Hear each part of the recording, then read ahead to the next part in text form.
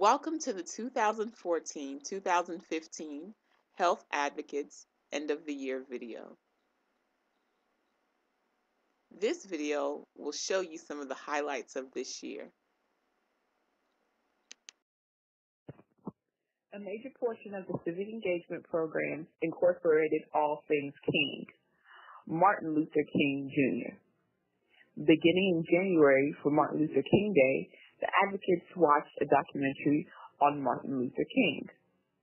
This was to remind them of the lessons learned from Martin Luther King about how community service can transform the society. Some of the women who attended the event on January 18th were asked to share what they learned and how they are applying it to their families and communities. In March, a delegation of 14 refugee women and young girls were taken to Selma and Montgomery for the 50th anniversary commemoration of Bloody Sunday.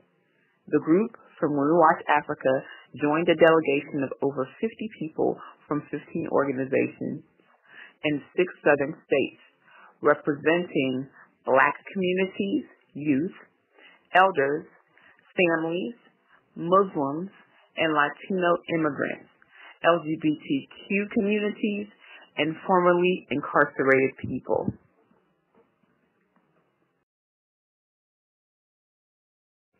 Saturday, March 7th, the group attended Southern People's Initiative at First Baptist Church in Selma, and later had a community dinner at New Selmont Church, also located in Selma. Sunday, March 8th, the Action Delegation participated in the historic Backwards March on the Montgomery side of the Edmund Pettus Bridge. In April, the women had the opportunity to go to the Martin Luther King Center in downtown Atlanta. They were able to see many exhibits about Martin Luther King and the civil rights movement.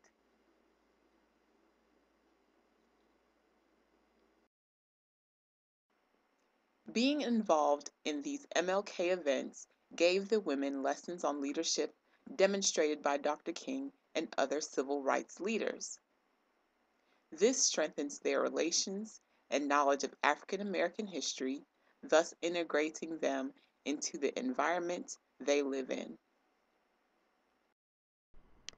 June 20th, 2015, Georgia World Refugee Day was held in Clarkston, Georgia. It is an internationally observed day dedicated to raising awareness of the situation of refugees throughout the world. This day focuses on celebrating the resilience of those displaced through food, entertainment, awards, and gifts.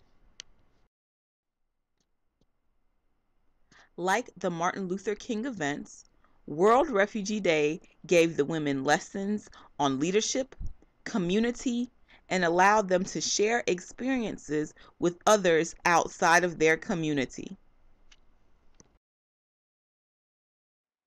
Another component of this program are the youth leaders.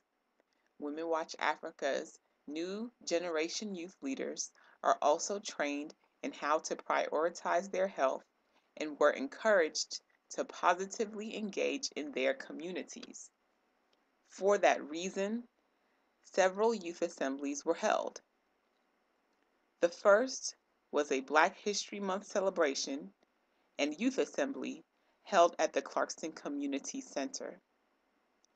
This event was moderated by Glory Kalanko, Women Watch Africa Director, and was attended by Clarkston elected officials, including Mayor Ted Terry, the Clarkston City Manager and Planning Director, and Assistant Chief Police, as well as prominent residents of Clarkston.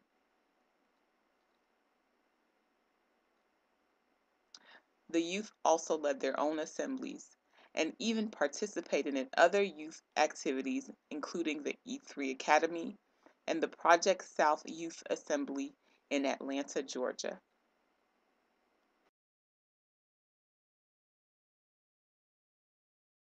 Advice you would give youth who are engaging in their community? Well, first of all, I'd like to say that the youth are already doing such a great job. It seems like just from attending like the community youth assembly, seeing the youth interacting with each other in like different summer camps and other programs. It seems like everyone or a lot of people are focused on making positive change, either in the community or in their personal lives, and that's great. And I guess tell the youth to stay optimistic, and really keep their dreams big, because really in Clarkston there's a lot of potential. I think, and it's because of the community that exists here. I think from the city government to the schools to the nonprofits to the local families, of course, the residents. I think everyone is very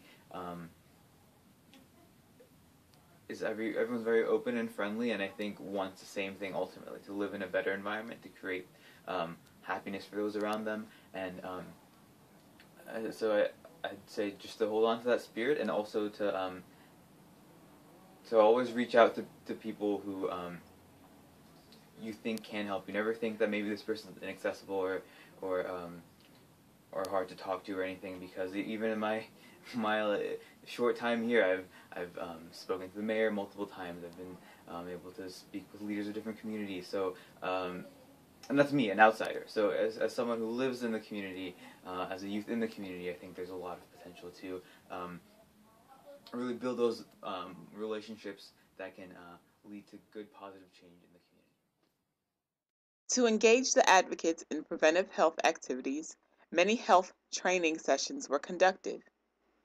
There were trainings on the harms of tobacco, breast cancer, first aid with an emphasis on asthma, nutrition, and physical activity, which incorporated dance.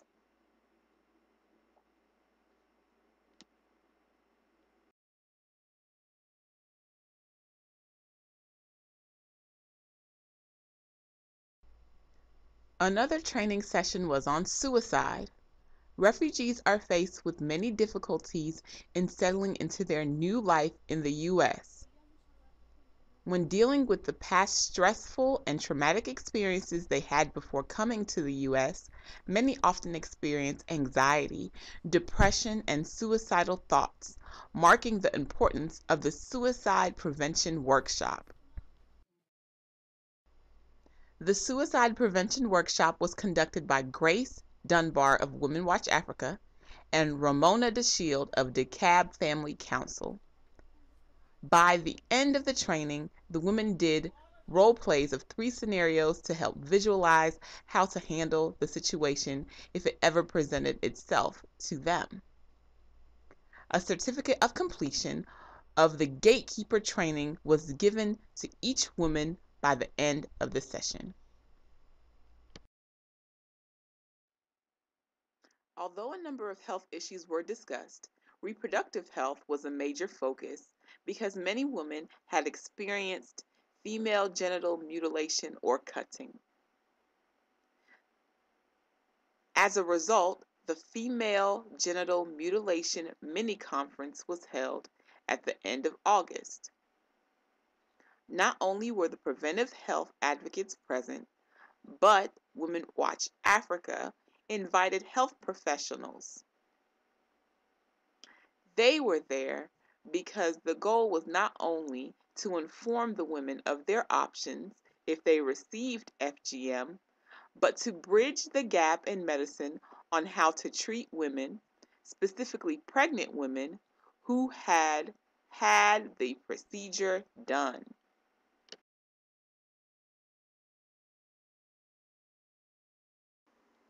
Outside of the classroom, the women went to 2 health fairs this year to increase their preventive health knowledge. The first was sponsored by Women Watch Africa and co-sponsored by the Clarkston Baptist Church. The second was the Oakhurst Back to School Health Fair. During the health fair, booths were provided with information on various health issues, including diabetes, HIV/AIDS, healthy eating, and the benefits of exercising. Blood pressures were monitored, and immunization for children 4 through 12 were given. A highlight of the health fairs were the culturally appropriate health programs for immigrant women.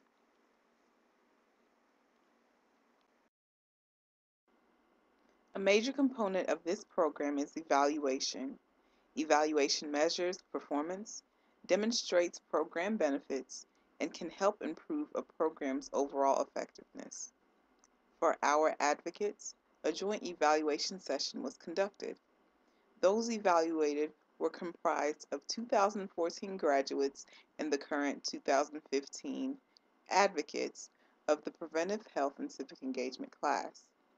It was important to have an evaluation with both of these groups because the 2015 group benefited from hearing what the previous group experienced and some of the things they could look forward to. To make the advocates more receptive and open to the process, the evaluation questions were asked in an open forum outside of the classroom at Kathmandu Restaurant. Like last year, the Preventive Health and Civic Engagement program met their goals to improve the mental health and physical health of women, youth, and children, to reduce the individual and societal costs of chronic diseases, obesity, and premature birth, and addressing cultural and religious barriers that negatively affect the health of women and children. Beyond these outlined goals, the women were able to achieve their own personal goals that included getting a driver's license, employment, learning English, and getting accepted to college. In year 3, we hope to accomplish all of these things and much more.